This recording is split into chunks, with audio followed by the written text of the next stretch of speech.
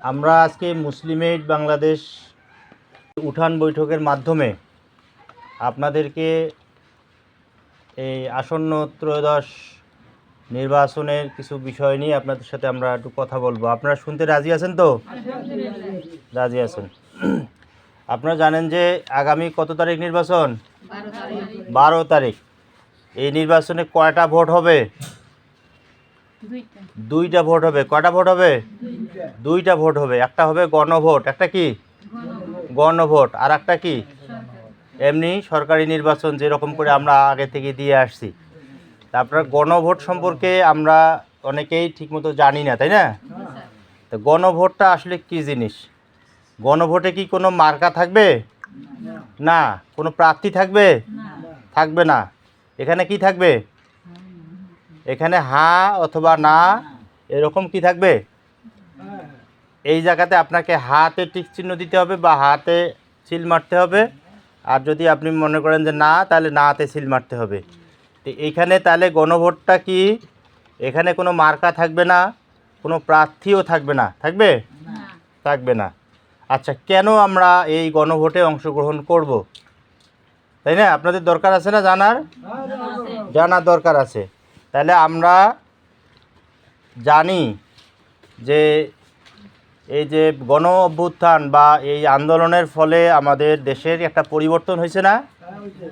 পরিবর্তন হয়েছে। এই পরিবর্তনটাকে নিয়ে এই একটা সনদ হয়ে গেছে, জুলাই সনদ। আমরা এই জুলাই আন্দোলনের মাধ্যমে যে পরিবর্তন করেছি, ছাত্র গণ অভ্যুত্থানের মাধ্যমে যে একটা পরিবর্তন হয়েছে, এই পরিবর্তনের স্বীকৃতি জাতীয় জুলাই সনদ সরকারি যে আইন হয়ে গেছে। সেখানে আপনি এখানে একটা আমার কাছে কি আছে, এখানে লিফলেট আছে, সরকারি লিফলেট। হ্যাঁ, লিফলেটে কি বলা আছে? আপনাদের হাতে হাতে দেওয়া হয়েছে না? দেওয়া হয়েছে। এখানে লেখা আছে কি? লেখা আছে জাতীয় সংসদ নির্বাচন ও গণভোট 2026। আচ্ছা, এখানে বলা আছে একই দিনে অনুষ্ঠিত হবে কি? জাতীয় নির্বাচন এবং গণভোট। হ্যাঁ, আচ্ছা, এখানে বলছে কি আপনি কি জুলাই জাতীয় সনদ বাস্তবায়ন আদেশ 2025 এবং জুলাই জাতীয় সনদে লিপিবদ্ধ সংবিধান সংস্কার সম্পর্কিত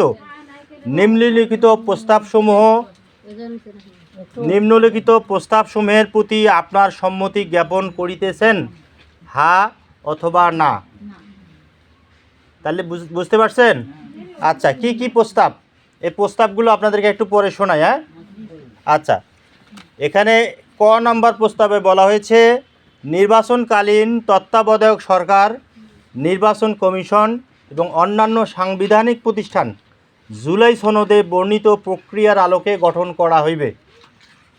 খ নম্বর, আগামী জাতীয় সংসদ হইবে 2 কক্ষ বিশিষ্ট। জাতীয় সংসদ নির্বাচনের দলগুলোর প্রাপ্ত ভোটের অনুপাতে 100 সদস্য বিশিষ্ট একটি উচ্চকক্ষ গঠিত হইবে এবং সংবিধান সংশোধন করিতে হইলে উচ্চকক্ষের সংখ্যাগরিষ্ঠ সদস্যের অনুমোদন দরকার হইবে। গ নম্বর, সংসদে নারীর প্রতিনিধিত্ব বৃদ্ধি, বিরোধী দল হইতে ডেপুটি স্পিকার ও সংসদীয় কমিটির সভাপতি নির্বাচন, মৌলিক অধিকার, বিচার বিভাগের স্বাধীনতা, স্থানীয় সরকার, প্রধানমন্ত্রীর মেয়াদ, রাষ্ট্রপতির ক্ষমতা সহ তফসিলে বর্ণিত যে 30টি বিষয়ে জুলাই সনদ ঐক্যমত হইয়াছে, সেগুলো বাস্তবায়নে আগামী সংসদ নির্বাচনে বিজয়ী রাজনৈতিক দলগুলো বাধ্য থাকিবে। ঘ নম্বর প্রস্তাবনা, জুলাই জাতীয় সনদে বর্ণিত অপরাপর সংস্কার রাজনৈতিক দলগুলোর প্রতিশ্রুতি অনুসারে বাস্তবায়ন হবে। এখানে এই 4টা প্রস্তাবনা মোটামুটি উল্লেখ করা হয়েছে। আপনি যদি এটার পক্ষে থাকেন, সংস্কারের পক্ষে থাকেন, তাহলে কোথায় টিক দিবেন? হ্যাঁ। কোথায় দিবেন? হ্যাঁ, হাতে টিক দিতে হবে। আর যদি বলেন যে না, আমি সংস্কার চাই না, আগের মতোই চলুক, তাহলে না দিতে পারেন। আমরা কি সবাই সংস্কারের পক্ষে? যদি সংস্কারের পক্ষে থাকি তাহলে কি দেব? হ্যাঁ দেব। ভোটের দিন গণভোট দিব আমরা।